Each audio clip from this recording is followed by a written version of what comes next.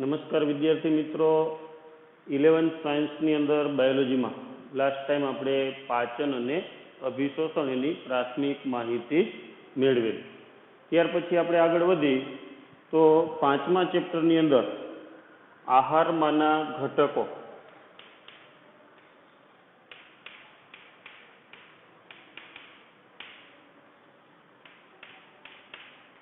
અને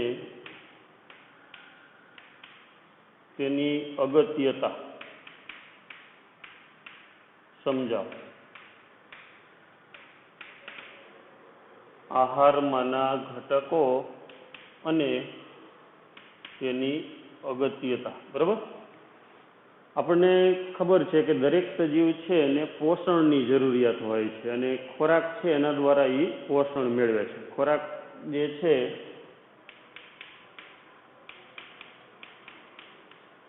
કોઈ પણ સજીવ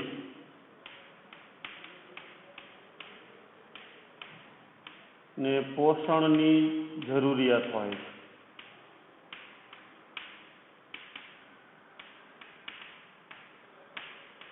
અને આ પોષણ છે એ ખોરાકમાંથી મેળવે છે.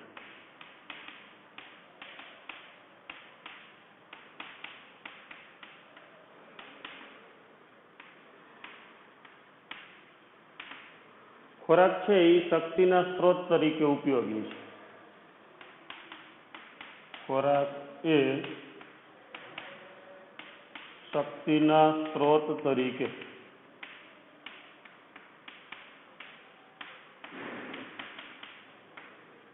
ઉપયોગી છે. આપણે ખોરાક શા માટે લેતા હોય છીએ તો કે ખોરાકમાંથી આપણને શક્તિ મળતી હોય છે. આ સિવાય ખોરાક છે એ પૂરક અને સંરક્ષણાત્મક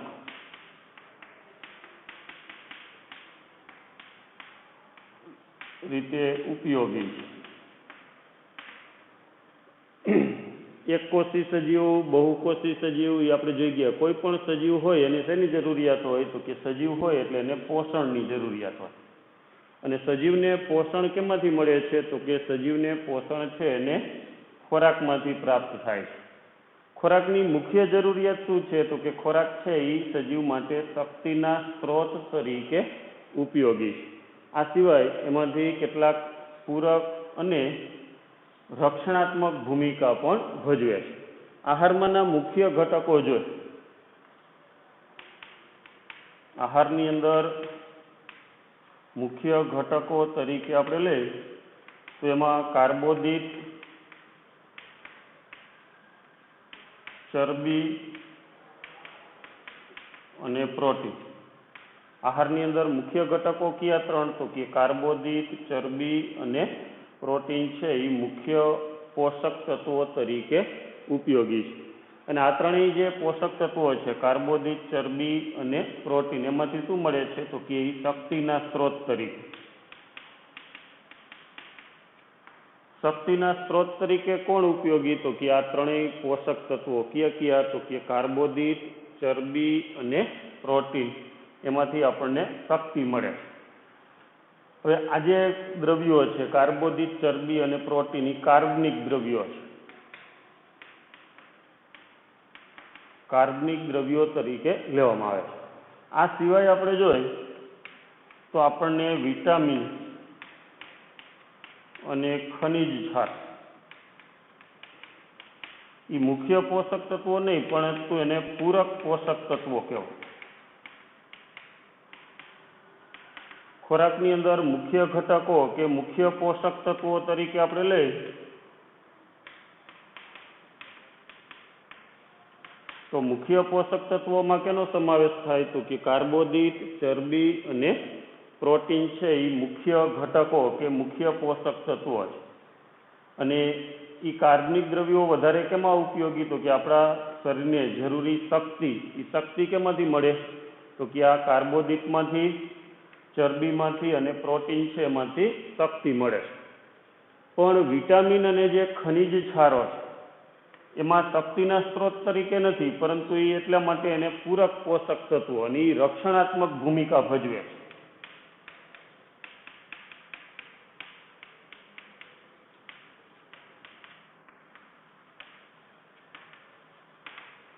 એટલે પોષક તત્વો છે આપણે જો ઘણા બધા ફ્રૂટ અને શાકભાજી છે એની અંદરથી આપણને વધારે કયા પોષક તત્વો મળે તો કે એમાંથી વિટામિન અને ખનિજ ક્ષાર.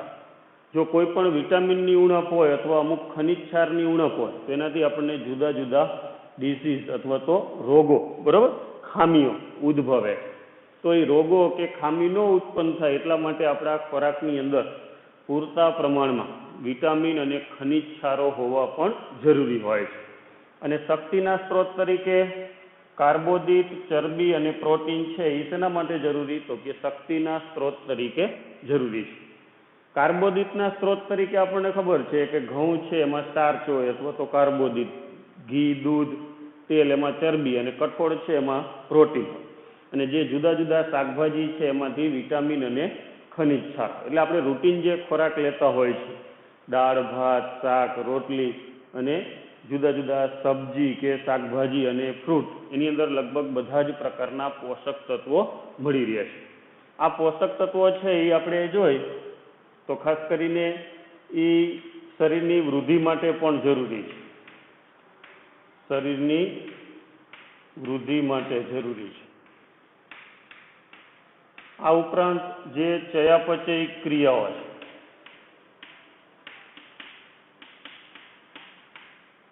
છે એના માટે પણ અમુક ખનિજ ક્ષારો એ ઉપયોગી છે. શરીરની અંદર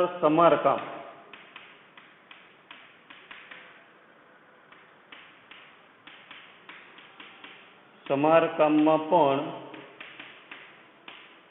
ઉપયોગી છે.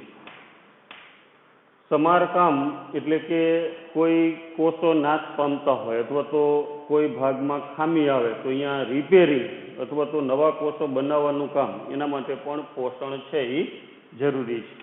શક્તિના સ્ત્રોત તરીકે ઉપયોગી છે.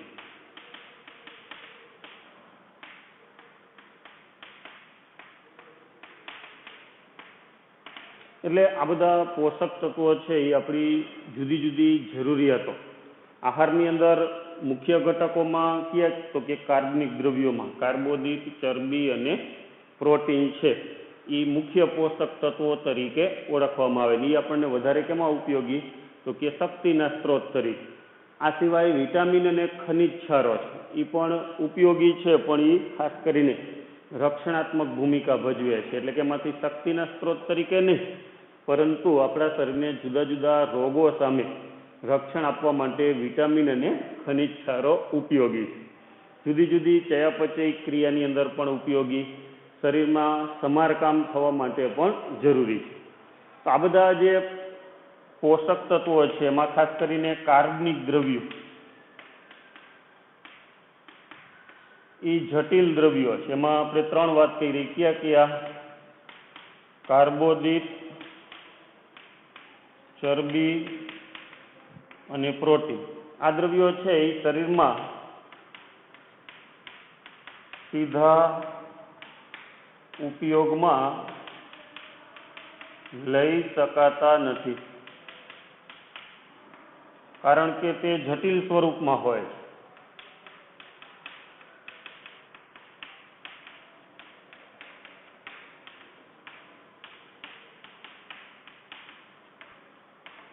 આ બધા કાર્બનિક દ્રવ્યોમાં કાર્બોદિત, ચરબી અને પ્રોટીન કેવા છે તો કે સીધા ડાયરેક્ટ જટિલ સ્વરૂપમાં ઉપયોગમાં ન લઈ શકાય. એને પેલા કેવા સ્વરૂપમાં ફેરવવા પડે તો કે સરળ અને શોષી શકાય એવા સ્વરૂપમાં. તો આ જે જટિલ અને શોષી ન શકાય એવા સ્વરૂપમાંથી સરળ અને શોષી શકાય એવા સ્વરૂપમાં ફેરવવાની ક્રિયાને શું કહેવામાં આવે? પાચન તરીકે ઓળખવામાં આવે. પાચન કેને કહેવાય તો કે આપણે જે ખોરાકની અંદર જે દ્રવ્યો લઈએ છીએ, કાર્બોદિત, ચરબી અને પ્રોટીન, બરાબર, તો એ કેવા સ્વરૂપમાં હોય તો કે એ જટિલ સ્વરૂપમાં હોય છે. જો જટિલ સ્વરૂપમાં આપણે વાત કરીએ તો આ જે કાર્બનિક દ્રવ્યો છે એ જટિલ સ્વરૂપમાંથી એને આપણે સરળ સ્વરૂપમાં લાવવા જરૂરી છે. એને સીધા ઉપયોગમાં લઈ શકાતા નથી.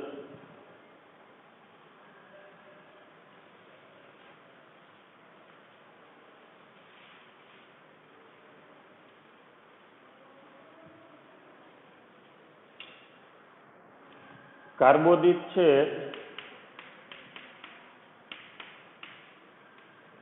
તો એ પોલીસેકેરાઇડ છે, એટલે ઘણા બધા મોનોસેકેરાઇડ ભેગા મળી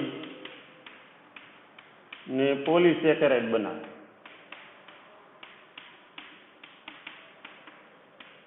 હવે એ પોલીસેકેરાઇડમાંથી મોનોસેકેરાઇડમાં આપણે જોઈએ તો ગ્લુકોઝ, ફ્રુક્ટોઝ અને ગેલેક્ટોઝ આ ત્રણેય કેવા છે તો કે મોનોસેકેરાઇડ.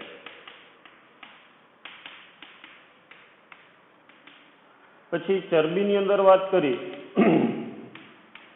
તો ચરબીનું પાચન થાય એટલે એમાંથી ગ્લિસરોલ અને ફેટી એસિડ બને છે.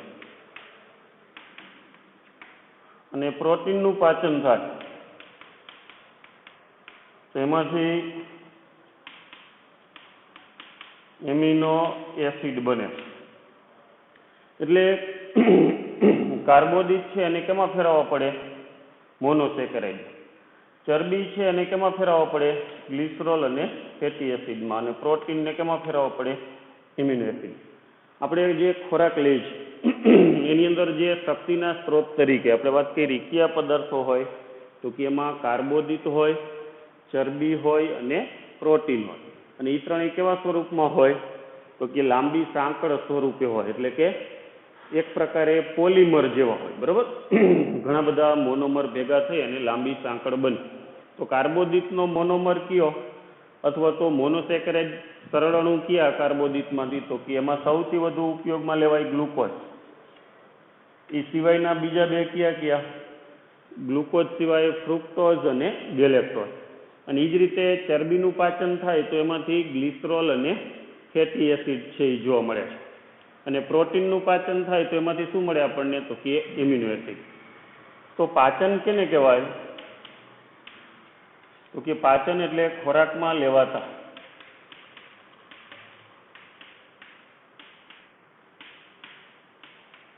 જટિલ અને શોષી ન શકાય તેવા ઘટકોને સરળ અને શોષી શકાય તેવા સ્વરૂપમાં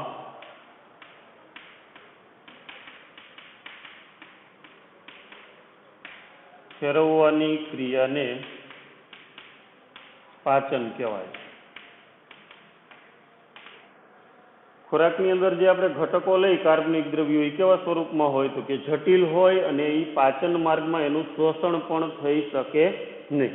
તો હવે એ ઘટકને આપણે કેવા સ્વરૂપમાં પાચન દ્વારા લઈ આવી તો કે સરળ સ્વરૂપમાં અને પાચન માર્ગમાં શોષી શકાય એવા સ્વરૂપમાં. એ ક્રિયાને શું કહેવાય? પાચન તરીકે ઓળખવામાં આવે. પાચનની અંદર આપણે જોઈએ તો બે ભાગમાં વહેંચી શકાય. એક ભૌતિક પાચન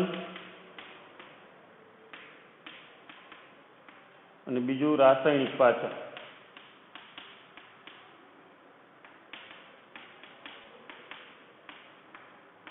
આ પાચનના પ્રકારો થયા. બરોબર, પાચનના પ્રકારો લઈ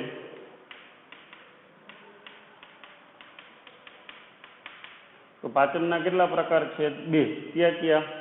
એક ભૌતિક પાચન. જો આપણે દાંત વડે જે ચાવવાની ક્રિયા છે એમાં કયું પાચન થાય તો કે ભૌતિક પાચન. એમાં ખોરાક જે છે એ ખોરાકના રાસાયણિક સ્વરૂપમાં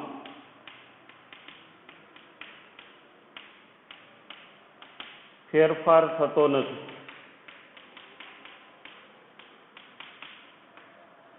અને રાસાયણિક પાચનની અંદર આપણે જોઈએ તેમાં ખોરાકના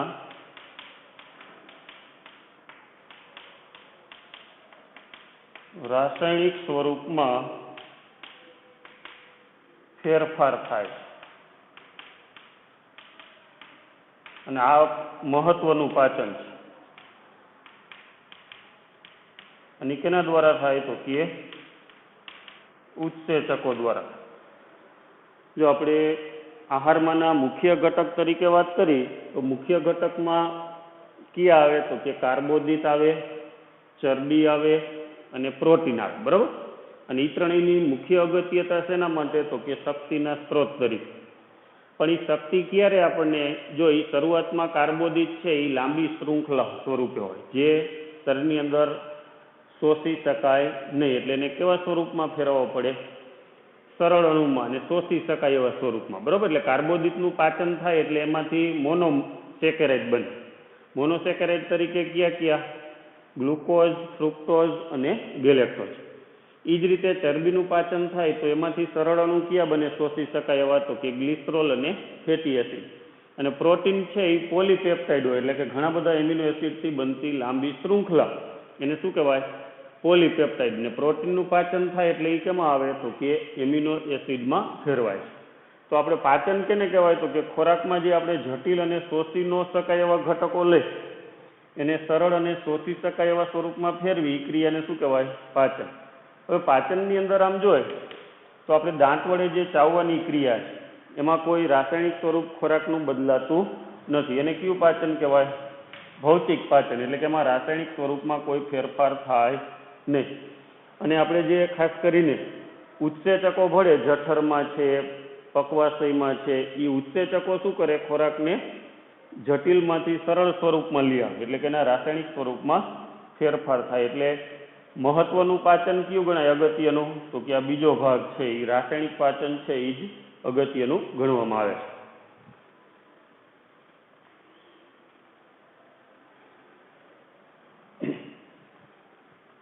ત્યાર પછી આપણે પાચન તંત્ર છે એના વિશે જોવાનું છે, એ આપણે આગળના લેક્ચરમાં રાખશું.